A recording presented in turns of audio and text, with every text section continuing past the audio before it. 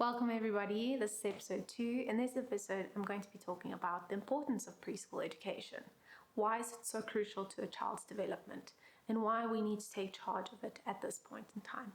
Whenever teaching preschool education, you have to think about the why. Why are we doing what we are doing? What is the point of it?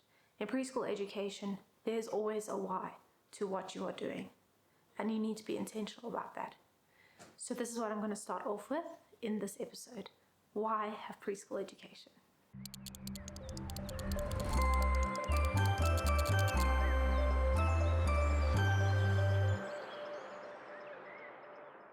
This is right above my head. Okay, I realized that this mandala behind me is like right above my head. It looks a bit like a crown. Okay, enjoy the crown. So in the first 5 years of life, a child's brain goes to 85%. That is a great deal of growth just in those 5 years. Just imagine how many years the average person lives up to. Now, just those first 5 years, 85%, and that's so much growth and so much development that happens in those 5 years that we need to, as adults, take control of and take charge of. So imagine a child's brain as a really, really big house. And in this house, it has many rooms. And these rooms all have a purpose. It's speech development, gross motor and fine motor development, your big muscles and your small muscles in your body, that's what that means.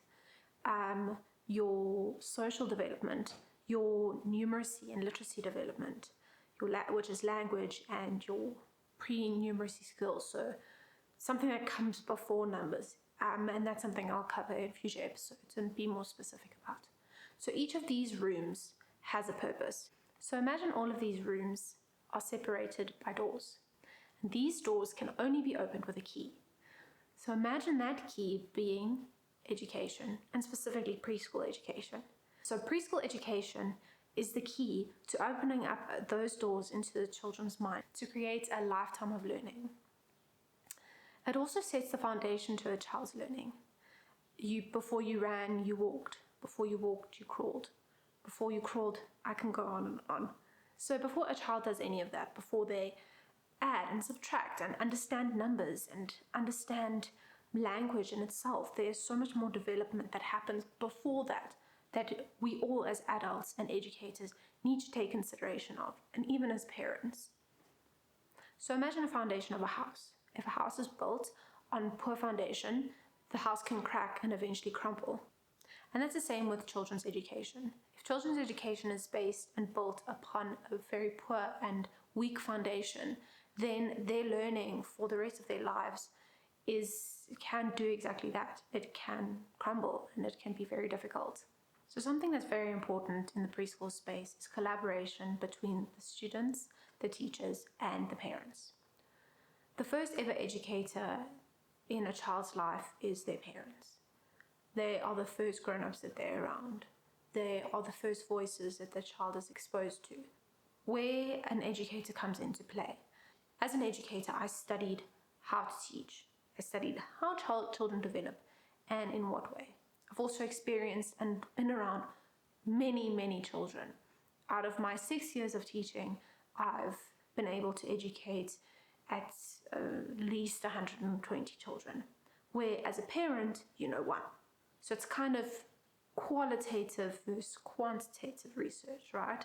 I have the quantitative. I know so many children over the years, and I can see the different developments over that time. I know what to look out for. I know the red flags.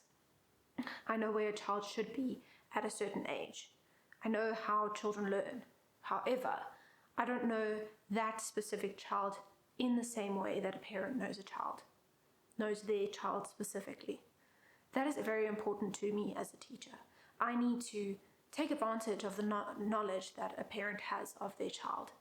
I need to sit in front of them and get more information about what's happening at home, because that's something that can actually really affect a child's learning at school. So it's very important that me as a teacher collaborate with parents on their child's development and growth. It's also important for a parent to collaborate with the teacher. So to let a teacher know if something has happened at home, to let a teacher know if there's certain things that a child struggles with outside of school. Because as many teachers understand, what a child does at school is not necessarily what they do at home, and vice versa. And sometimes it can be hard for a parent to truly understand, okay, but Susan isn't like that at home. Well, they're definitely like that at school. Sometimes it is different. So that collaboration is very important. It's also important for the parent to lean on the teacher and understand and listen to when the teacher says, your child may be struggling with this. This is some ways that you can help them. It's important for that collaboration so a parent can learn more about their child in a more detailed and more specific way. So now that we've spoken about why preschool education, now we need to consider, where did it come from? Who was the first person that ever made a preschool? Preschools isn't something that's been around forever. Small children's education and early childhood development and education wasn't always taken into consideration. So who was it? In 1838, a man called Friedrich Froebel opened the first ever Play and Activity Institute in Germany. Later on, he called this a kindergarten. Some of you may recognize that word. This is where it came from, a kindergarten. In German, that means child garden, because Froebel believed that just like plants, children should be nurtured and nourished to grow to the fullest potential. Froebel is such an important man and person in the preschool space that I will elaborate more on him in future episodes. He also inspired the likes of Maria Montessori and Rudolf Steiner, who is the founder of the Waldorf schools and the Waldorf teaching approach. These two people are also big names in the preschool industry, and it's another thing that I'll be elaborating more in future episodes. So a lot of people think, children are so little, all they do is play. Well, you're not 100% right and you're not 100% wrong. So yes, children do play, but it's not just play. It is far more than that. And that's something that I'm going to talk about in my next episode, the importance of play, why children need play, why do they need play, and why is it so important?